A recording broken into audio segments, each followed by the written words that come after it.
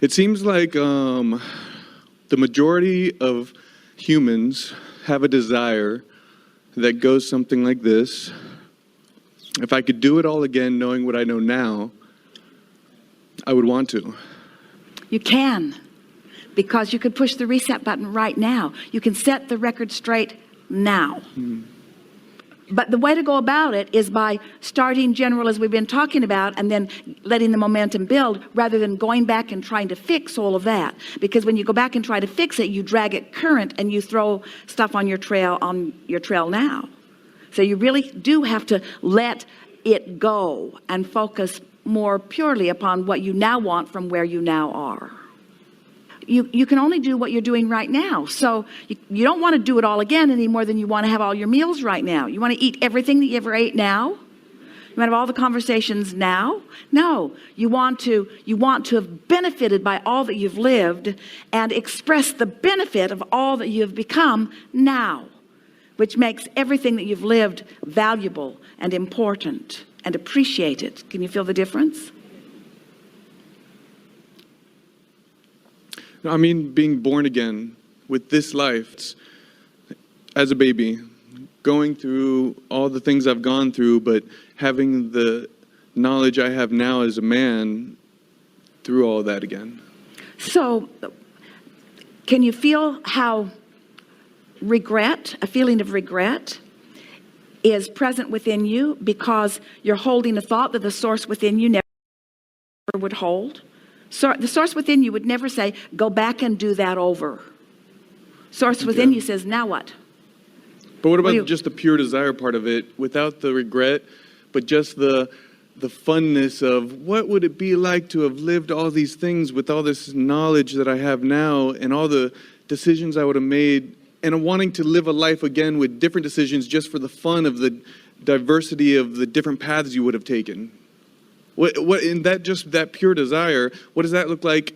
It doesn't seem like we can live through that physically. So in our vortex, what does that look like? The larger part of you sees that, and you are returning, and you are returning, and you are returning. What you're doing is expressing the point of view from broader perspective.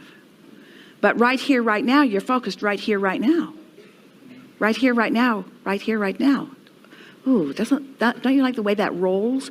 Right here, right now, right here, right now, right here, right now. All of your powers right here, right now. So how are you going to utilize it? By acknowledging what you can't do right here, right now? Or by thinking about what you can do right here, right now?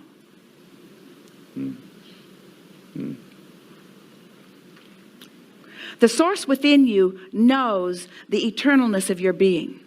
And what you are expressing here is a time shortage consciousness that humans practice all the time. Instead of an unlimitedness, you're practicing limitedness. I didn't know then what I knew now, and so what I lived then wasn't as good as what I could live now. And just at face value, that is not true, because everything that you lived caused you to productively create a vibrational reality that you can tune into now and experience fully. So nothing was wasted, and you have do-overs on all of it. Because it's like, have you been listening to us for a while? Mm-hmm. Have you noticed, those of you who have been listening to us for a while, we'll find another clear way of helping you to understand who you are. And then from this new clear perspective that is happening even as we speak, now you can consider things that you've considered before from that new vantage point, and it's rich all over again. It's sort of like there's a place where you live that's really special, but you've been there so much it doesn't feel special to you.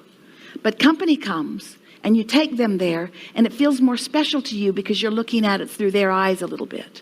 It's like that. You keep gaining a new perspective that keeps making what you've lived and now what's in your vortex richer and more satisfying to you. And that's what it's all about anyway, is for your satisfaction. So the last thing your inner being would ever do is lament what it can't do right now when there's so much that it can do. And in fact, when you are lamenting what you can't do or what you wish that you had done better, the reason that you feel negative emotion is because you're using that condition to separate yourself from the source within you who never does that. So don't do that.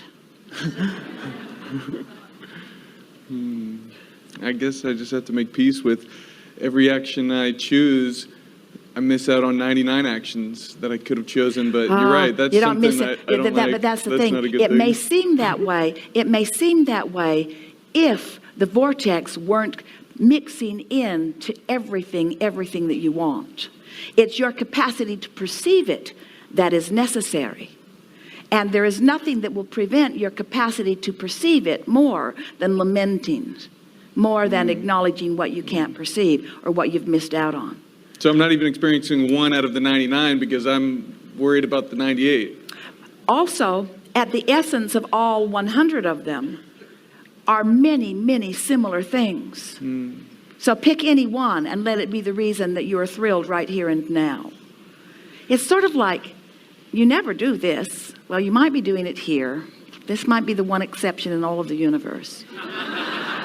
You never eat something wonderful and while you're eating it go, what if I'm missing something better? Never mind.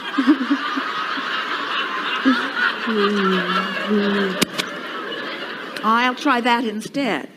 I need to give that up. Even though you have limited capacity in some ways it seems, but you accept that it can be good now, and it can be good now, and it can be good now, and it can be good now, and it can be good now, and it can be good now, and it can be good now. And it's good in different ways. The variety is what makes you feel the special perceived goodness of things, you see. Now you've thought this through. You're sorry you brought this up, aren't you? Well, doesn't it feel irrelevant and sort of like a flawed premise to you now? In other words, are you still holding to that?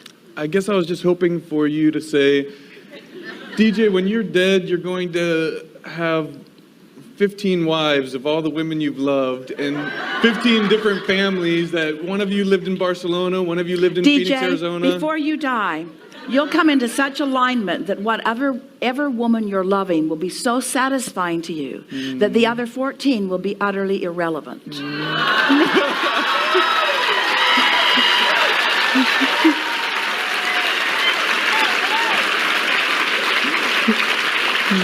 Because your ability to perceive the value of this relationship will be so practiced. It's the practice of your perception that you're wanting to expand, not the details that you will perceive. Yeah. Because everything that you perceive has layers and layers and layers that the source within you is perceiving. You have no idea how good your food really is, or how fragrant your flowers really are, or the depths of love that you have in your heart for the people around you. In other words, tune into that and find out. No regrets there. Yeah, really good. Thank you so much.